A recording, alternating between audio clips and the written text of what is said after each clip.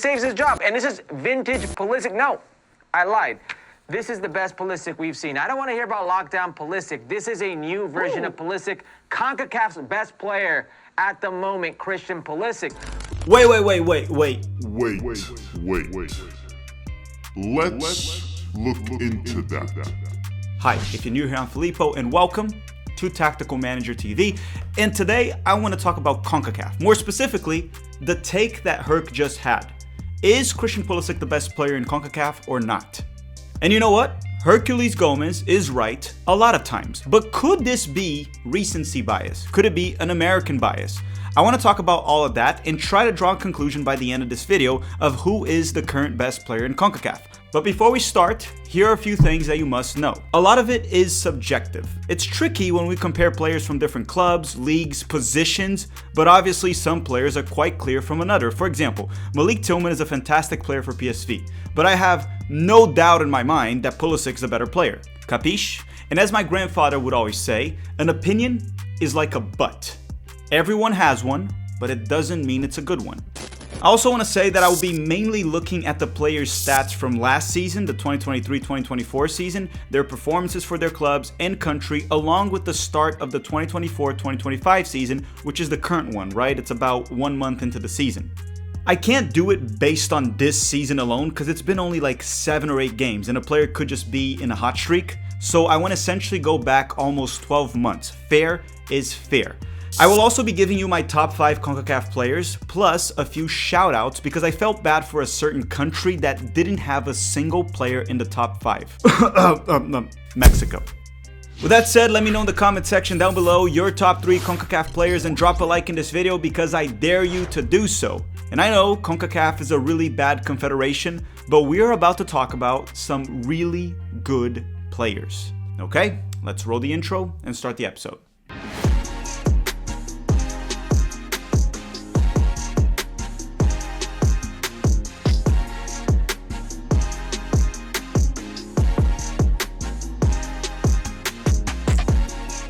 Okay, we're gonna start with players number 4 and number 5, but before I talk about them and go to the top 3, why don't I give a few shoutouts to a few players that are very close to making the top 5, but not quite there yet, or ever. They might never make it. And the first one I want to give a shout out is Edson Alvarez from West Ham. He is currently the best Mexican player in my opinion, and the best central defensive midfielder in CONCACAF. However, he still won't make it to the top 5. Another one I want to give a shout out is Ethan Pinnock from Brentford, the center back that plays for Jamaica. And you know what? Defenders don't really get much love, rightfully so. They are there to prevent goals, which ruins the fun of the game.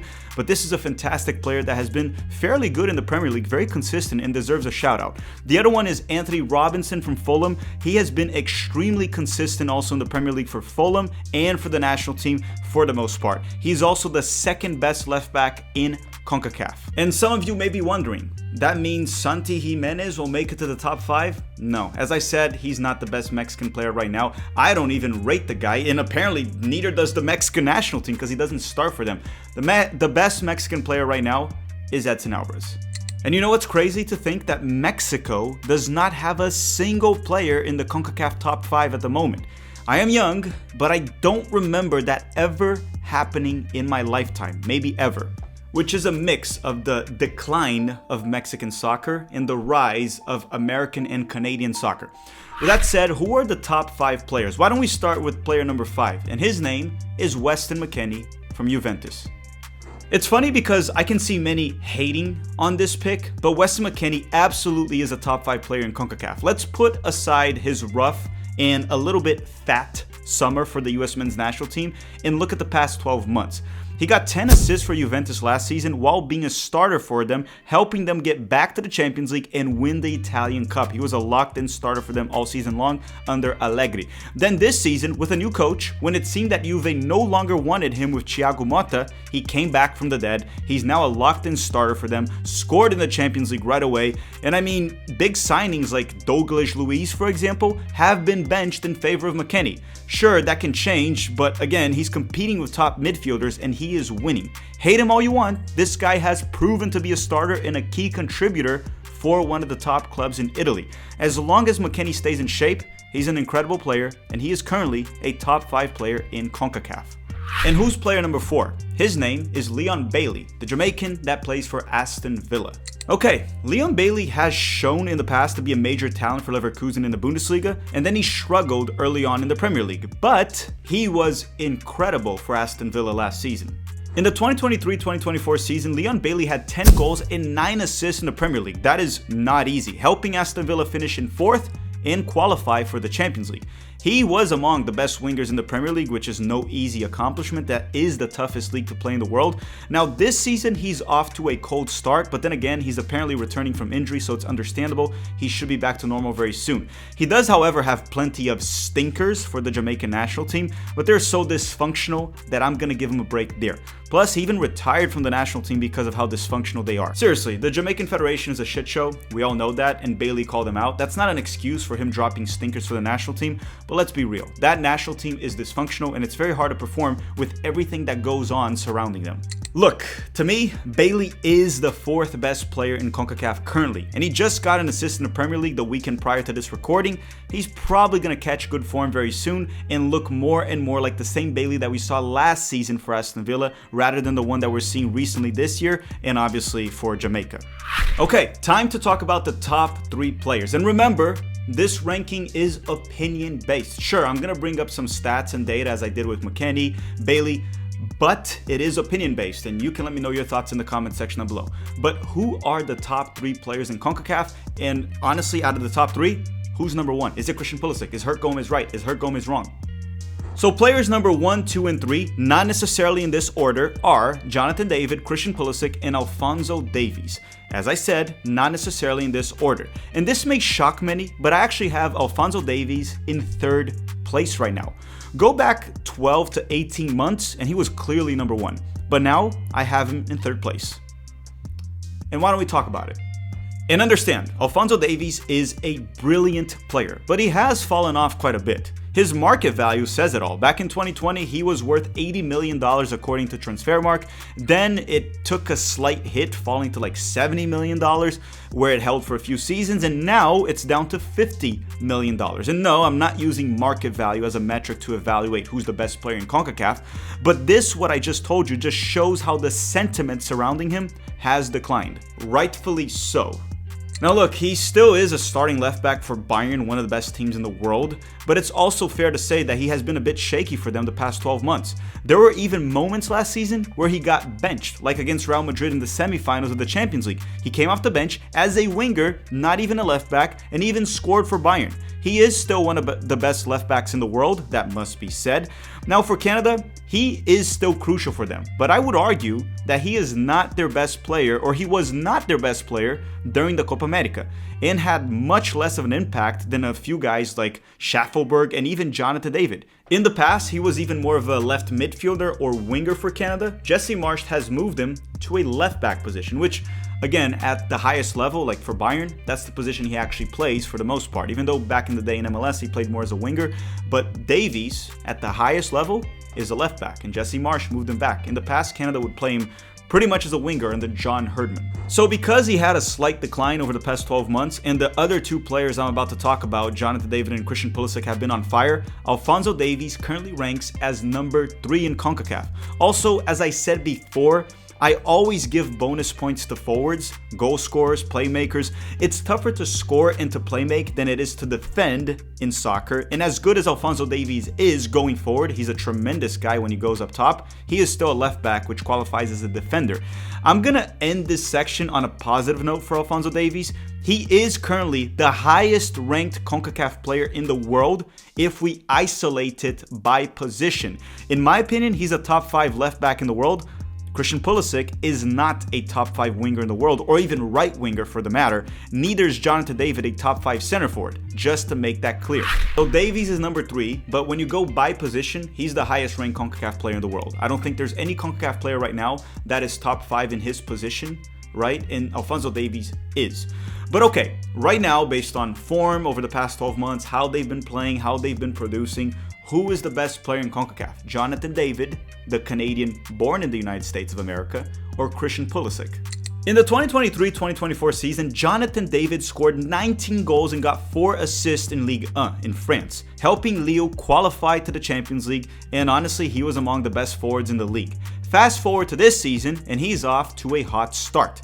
He already has 5 goals in 6 games in Liga, and he has also scored 2 goals and got 2 assists during the Champions League qualifying rounds to get Lille into the Champions League. According to FootMob, Jonathan David, statistically speaking, was among the best players in Ligue 1 last season, in pretty much every category that matters for his position. Goals, he was only outscored by Kylian Mbappe, expected goals, penalty goals, non-penalty expected goals, shot on targets, assist, expected assist, you name it. In my opinion, Jonathan David the past 12 months has also been better than Alphonso Davies when it comes to national team for Canada. First and foremost, Jonathan David is crucial in Jesse Marsch's system. He scored the only goal Canada got in the group stage in the Copa America against Peru. That was actually the main reason they even got out of that group.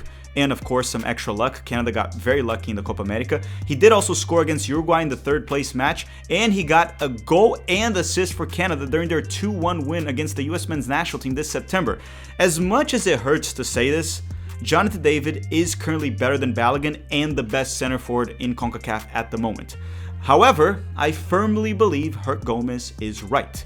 Christian Pulisic right now is the best player in CONCACAF. He ain't world class as some were claiming, but he is the best player in CONCACAF.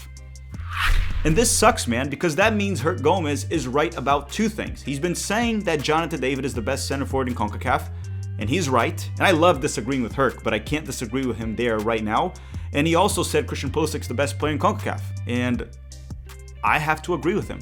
Last season, Christian Pulisic was great for Milan, scoring 15 goals and getting 11 assists across all competitions, Serie A, Italian Cup, and Champions League. He was among the top players in the Serie A in terms of goals scored, expected goals, shots on target, assists, expected assists, passing accuracy, chances created, crossing accuracy. My point? He was really freaking good. However, last season there was the excuse that Christian Pulisic was a small team killer. So this season, he beat those allegations right away by scoring against Inter Milan in the Serie A and Liverpool in the Champions League so far, and by ramping up his productivity, of course, against other teams. At the time of this recording, he hasn't really played Leverkusen in the Champions League yet, so maybe he scored against them as well. Now, according to FootMob, he is doing equally as good as last season when ranked against other players in the Serie A. The difference is his productivity per 90 this season has gone even higher than the previous one. At the time of this recording, Christian Pulisic has 5 goals and 2 assists across the Serie A in the Champions League this season, the 2024-2025 season, with only 7 games played. He's averaging a goal contribution every 80 minutes played. He's one of the best attackers in Italy, and he has been equally as productive as Rafael Leão over the past 12 months or so. And let me tell you one thing, if Rafael Leão was playing in CONCACAF, I think most people would say he is the best player in CONCACAF. But again, Rafael Leão does not play in CONCACAF. If Pulisic is being as productive as him in the same team, same league, why can't we say he's the best player in CONCACAF? Why will some people say this is an American bias or recency bias? It simply is not. And of course, Christian Pulisic had a very disappointing summer with the US men's national team, more because of the coach that he endorsed himself, right? He did endorse Greg Berhalter, that's something we have not forgotten. And he wasn't perfect, but he did manage to score for the United States when they tied Brazil in a friendly. And in the Copa America group stage, the US men's national team scored 3 goals, and Christian Pulisic got 1 goal and an assist. So very similar to the 2022 World Cup, where the US essentially relies on Pulisic for the goals they score. He was as productive as Jonathan David in the Copa America, but playing less games. The only legit criticism I have of Christian Pulisic is his cringe tiger celebration. Please, that has to go. Seriously, it has to stop. I mean, it's a free country. Celebrate the goals whatever way you want, and if you score them, do as you wish, right? I'm just saying, it makes me cringe. I kind of like when he just shushes the crowd or opens his arms. That looks cool. There's aura to it. Now, the whole tiger thing, it's a little cringe. On top of all of that, I do want to say that Christian Pulisic is far more capable of creating his own goal-scoring opportunities, at least more than Jonathan David. Not that Jonathan David can't, Pulisic is just better at it. Now to wrap things up, When you put the past season, current season, and national team, and we compare Jonathan David to Christian Pulisic in terms of productivity, these are the numbers. For club, Christian Pulisic had 20 goals and 13 assists in 57 games. When you put last season and this season, Jonathan David also played 57 games, but he scored 33 goals and got 11 assists. So advantage for Jonathan David right there, which makes sense. One, he's a center forward, so he'll probably score more goals. And two, he's the focal point of Leo's offense, while Christian Pulisic is not the focal point of Milan's offense. And we must also take into account that the Serie A, the Italian league, is better than Ligue 1. It's true. The Italian league is better than the French league. It's not debatable. Now for country, over the past 12 months, Christian Pulisic played 13 games, he scored 6 goals and got 2 assists for the United States while also winning the CONCACAF Nations League. As for Jonathan David, he played 14 games for Canada, so 1 more game than Pulisic, scored 4 goals and got 2 assists while helping Canada with a historic Copa America semi-finals run. So for national team, that's where Pulisic is the focal point on offense, and he managed to outscore Jonathan David with less games. Last but not least, I want to talk about the eyes, and they don't lie. If you just watch Jonathan David and Christian Pulisic, you can tell Christian Pulisic is a better player. Not by a wide margin, but the eye test. When you do the eye test, Christian Pulisic is a better player. Of course, if you go based on the eye test, Jonathan David would also be behind Alphonso Davies. And quite honestly, Alphonso Davies, when he's not even in bad form, just average form or good form, he would absolutely be the best player in CONCACAF. But with the decline of Alphonso Davies, he's still incredible, and the rise of Pulisic and Jonathan David, I have to place Jonathan David in second right now and Christian Pulisic in first. And again, this can very easily change within the next 3 to 4 months. And I do want to make one thing clear. I have seen people say that Pulisic's a top 25 player in the world. I highly disagree with that. I've seen also people say that Christian Pulisic is a world-class player. I also highly disagree with that. He's brilliant, but he doesn't fall into any of those categories. I don't think he's good enough to be placed at the top 25 players in the world or the world-class category. Just my opinion.